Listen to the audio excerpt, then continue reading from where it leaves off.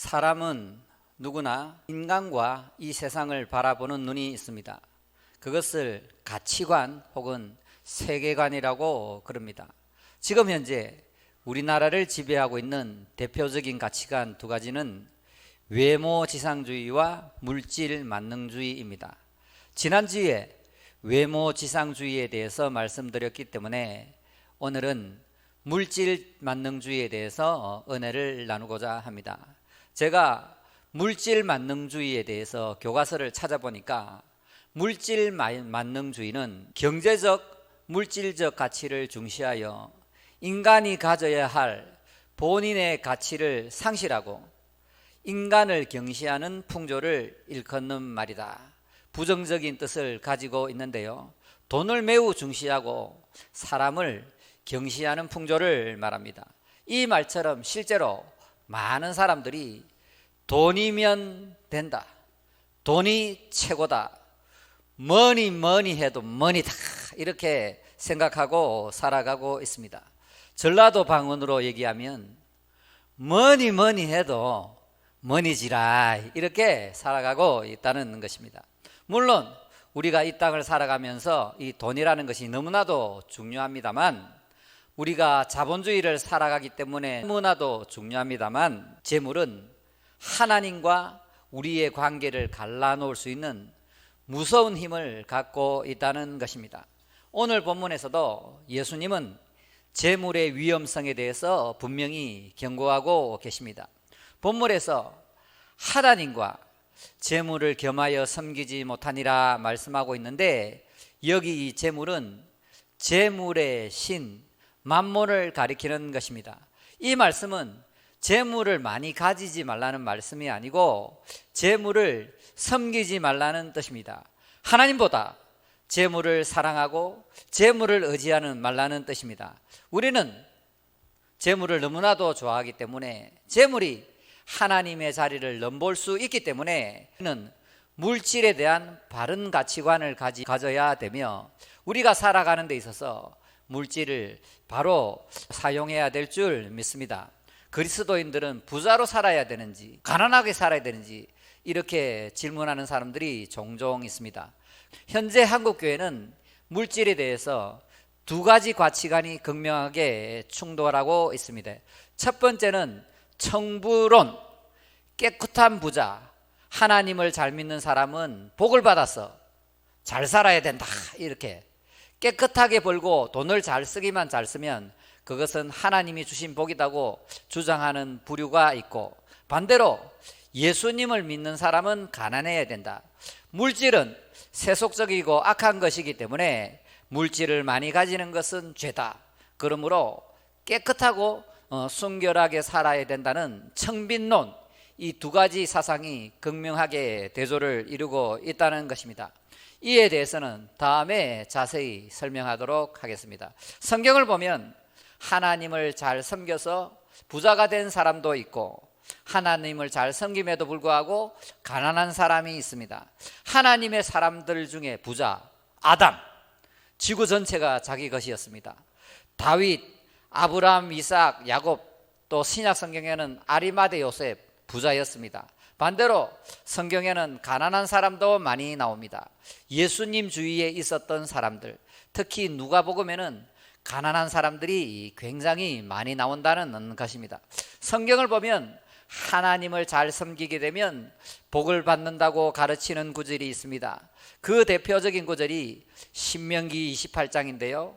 제가 읽어드리겠습니다.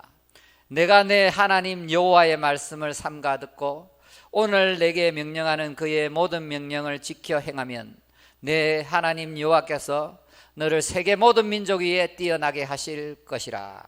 내가 내 하나님 여호와의 말씀을 청종하면 이 모든 복이 내게 임하여 내게 이르느니 성읍에서도 복을 받고 들에서도 복을 받을 것이며, 내 몸의 자녀와 내 토지의 소산과 내 짐승의 새끼와 소와 양의 새끼가 복을 받을 것이며, 내 광주리와 떡반죽 그릇이 복을 받을 것이며, 내가 들어와도 복을 받고 나가도 복을 받을 것이라.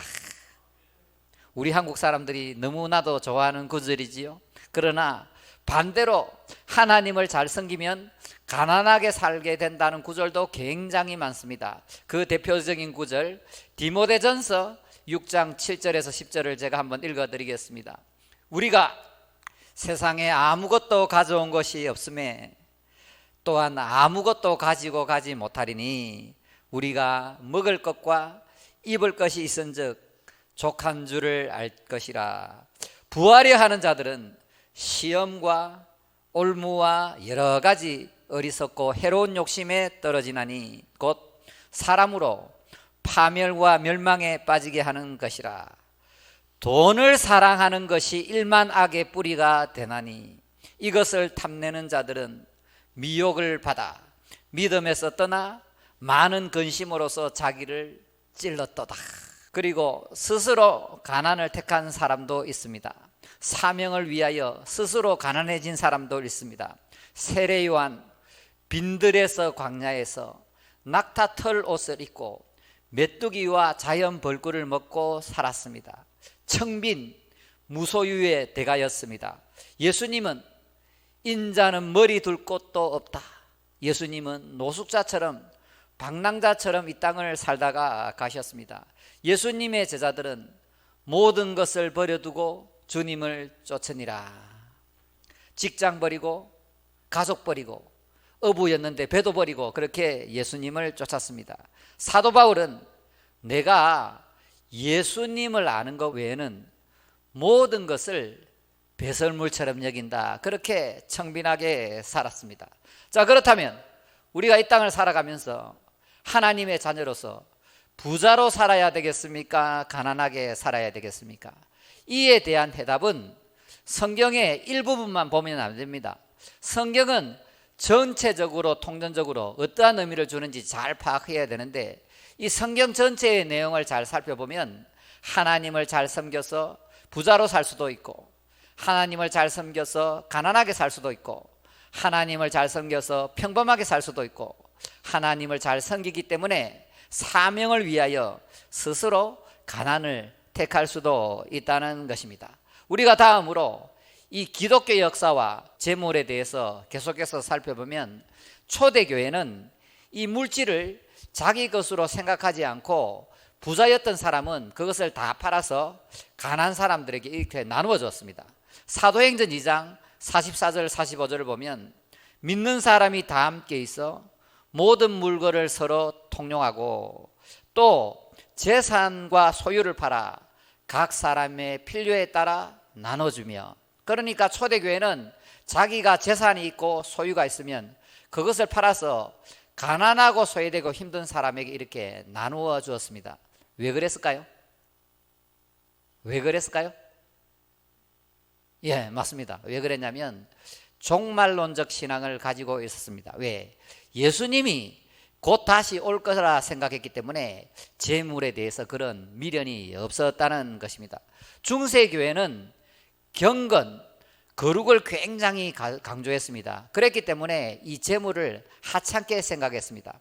중세교회는 교회는 거룩하고 세상은 추하고, 그러니까 이 장사하는 사람들, 돈을 탐내는 사람들을 속된 인간, 악한 인간, 죄인들로 치부했기 때문에 중세시대에는 이 돈 버는 사람들에 대해서 격렬하게 생각하는 분위기였습니다. 그러다가 종교개혁이 일어났는데 종교개혁 시대에는 칼빈이 등장해서 이 돈, 재물을 긍정적으로 말했습니다.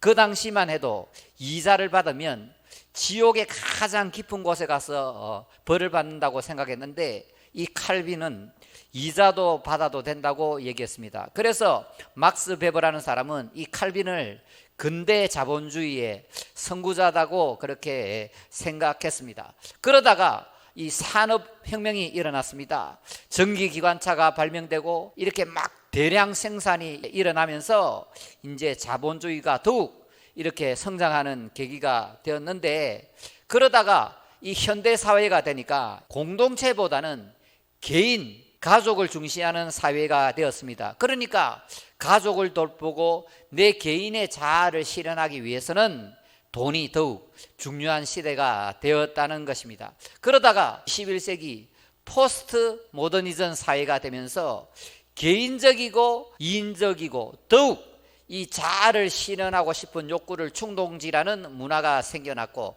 특히나 정보와 자본이 중요한 시대가 되었습니다. 지금 이 시대는 돈을 버는 시대가 되었기 때문에 빈익빈 부익부 시대가 된 것입니다.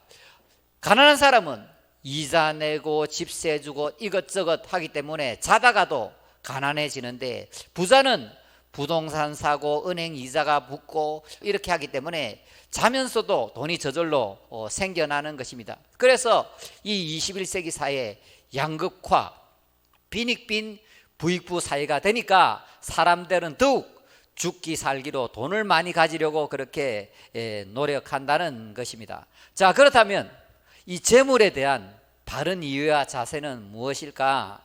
첫 번째, 모든 물질은 하나님의 것입니다.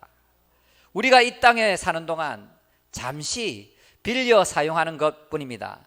역대상 29장 12절 이하를 보면, 부와 기가 주께로 말미암고 나와 내 백성이 무엇이기에 이처럼 즐거운 마음으로 하나님께 드릴 힘이 있었나이까.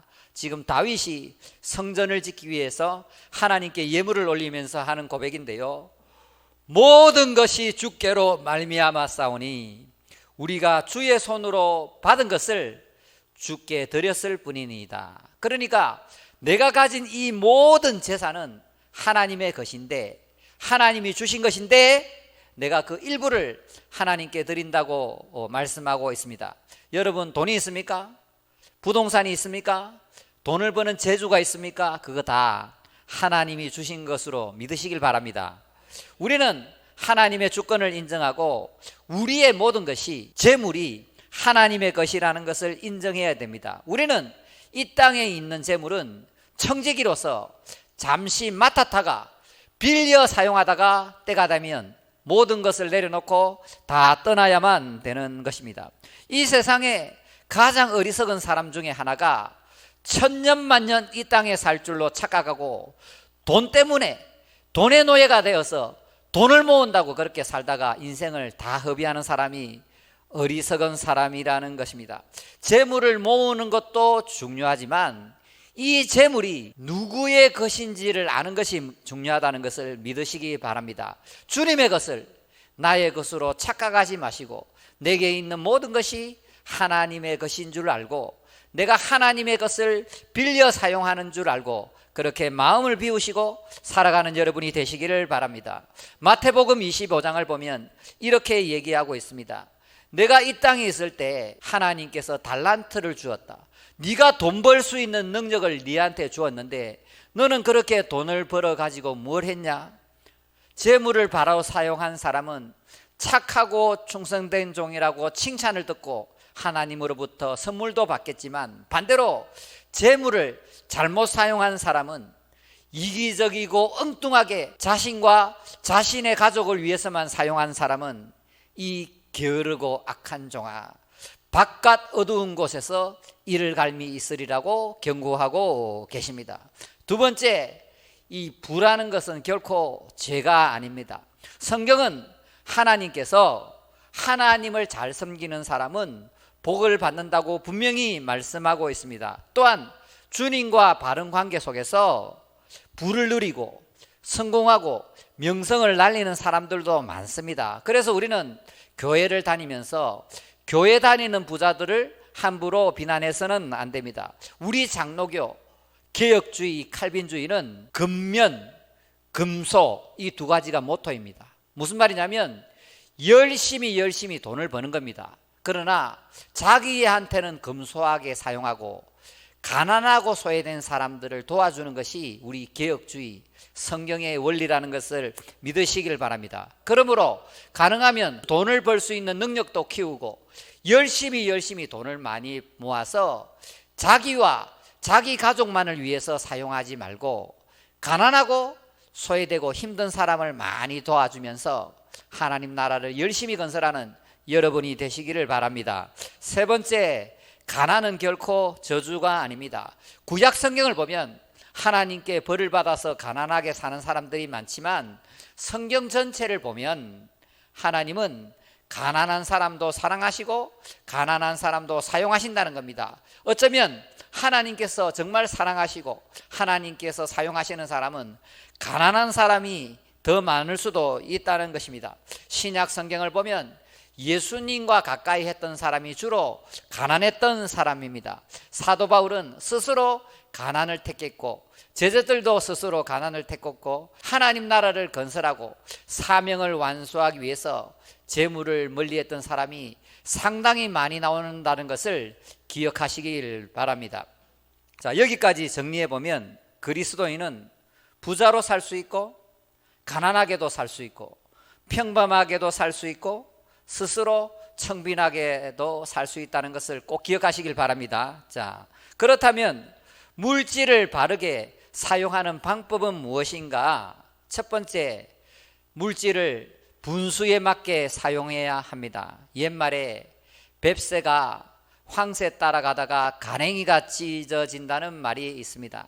자기 분수를 넘어서 재물을 함부로 사용하는 것은 반드시 그 대가를 치른다는 것을 믿으시길 바랍니다. 그러므로 우리는 사치와 허영을 멀리하고 자기 분수에 맞게 재물을 사용해야 될 줄 믿습니다. 아굴은 이렇게 얘기하고 있습니다. 잠언 30장 8절 9절에 나를 가난하게도 마옵시고 부하게도 마옵소서. 오직 필요한 양식으로 나를 먹이시옵소서. 내가 배불러서 하나님을 모른다 여호와가 누구냐 할까 하오며 혹 내가 가난하여 도적질하고 내 하나님의 이름을 욕되게 할까 두려워함이라. 부자가 되어서 교만하여져서 하나님을 떠날 수 있고 너무 가난하기 때문에 빈궁해서 도적질을 해서 하나님 얼굴에 먹칠을 할 수 있기 때문에 나를 부하게도 마옵시고 가난하게도 마옵시고 이렇게 기도하고 있는 것입니다. 두 번째로 우리는 재물을 바로 사용하기 위해서 가능하면 빚을 지지 않아야 됩니다. 요즘 텔레비전을 보면 또 유튜브를 보면 빚내라는 선전이 너무나도 많이 나오고 있는데요. 이 사회는 빚을 장려하고 빚을 홍보하는 그런 악한 사회가 된 것입니다. 하지만 빚을 져서는 안 됩니다. 이 빚이라는 것은 눈덩이처럼 불어나는 가능성이 있기 때문에 빚을 내어서는 안 되고 과도한 빚은 파멸로 가는 지름길이라는 것을 기억하시기 바랍니다. 물론 어쩔 수 없는 상황에서 아파트도 사고 전세도 얻고 사업도 하고 자동차를 사다 보면 빚을 낼 수도 있지만 가능하면 사랑의 빚 외에는 빚을 내어서는 안 되겠습니다. 특히 우리 교회 다니는 성도들은 절대 돈거래를 해서는 안 됩니다. 보증을 서서도 안 됩니다. 우리 교회 다니다가 돈거래를 하거나 보증을 서게 되면 바로 목사님으로부터 당회로부터 징계를 받는다는 것을 분명히 마음에 새기시기를 바랍니다. 세 번째, 재물을 바로 사용하기 위해서는 저축하는 습관을 길러야 합니다. 우리 속담에 티끌모아 태산이다 이렇게 얘기하지요. 자, 평소에 돈을 절약하고 그러한 습관을 길러서 저축하여 미래를 대비하는 지혜로운 사람이 되시길 바랍니다. 네 번째로 우리가 돈은 이 재물은 선교와 구제 사업을 하는데 사용해야 합니다. 돈을 잘 사용하는 사람은 아낄 때 아낄 줄 알고 쓸 때는 과감하게 쓸 줄 아는 사람을 말합니다. 특히 선교를 하거나 가난한 사람을 돕는 데는 재물을 아껴서는 안 되겠습니다. 오늘 문맥을 잘 보면 마태복음 6장 19절에 하늘의 보물을 쌓으라고 가르치고 있는 문맥에서 지금 하나님과 재물을 동시에 섬길 수 없다고 말씀하고 있는 것입니다. 여기서 겸하여 섬기다는 이 튜레오라는 이 단어는 원래 노예라는 단어에서 온 것입니다. 그러니까 너희들이 하늘의 재물을 쌓지 않으면 돈의 노예가 될 수 있다는 경고의 말씀을 하고 있는 것입니다. 19절 20절에 예수님이 좀, 동록, 도둑이 재물을 앗아간다는 이런 표현을 사용하고 있는데 이 좀이라는 것은 곤충을 말하고 동록이라는 것은 녹이 낀다는 뜻을 의미하고 있는 것입니다. 그래서 돈을 하늘에 쌓지 않고 자신과 자기 가족을 위해서 사용하는 사람은 재물을 썩어 없애는 그런 경우와 똑같다고 말씀하고 있는 것입니다. 다시 말해서 돈의 노예가 되어서 하늘의 재물을 쌓지 못하는 사람은 헛되고 덧없고 부질없는 썩어 없어지는 그런 인생을 살아가게 된다는 경고의 말씀인 줄 믿으시길 바랍니다. 그렇다면 하늘의 보물을 쌓는 방법이 무엇이겠습니까? 그것이 바로 선교하고 구제하는 것입니다. 성경은 하나님의 나라를 건설하는 것을 하늘의 보물을 쌓는 것이다. 너희는 먼저 그의 나라와 그의 의를 구하라. 그리하면 이 모든 것을 너희에게 더하신다고 말씀하고 있습니다. 또한 잠언 19장 17절에 가난한 자를 불쌍히 여기는 것은 여호와께 꾸어주는 것이니 그의 선행을 갚아주시리라. 가난한 사람을 불쌍히 여기고 도와주면 이 땅에서 뿐만 아니라 하늘나라 가서도 하나님께서 선물을 주신다고 말씀하고 있는 것입니다. 그러므로 돈의 노예로 살아서 자기만 생각하고 자기 가족만 생각하고 어리석게 살지 마시고 선교와 구제하는 데 재물을 넉넉하게 사용함으로써 하늘의 보물을 쌓을 수 있는 모두가 되시기를 주님의 이름으로 축복합니다.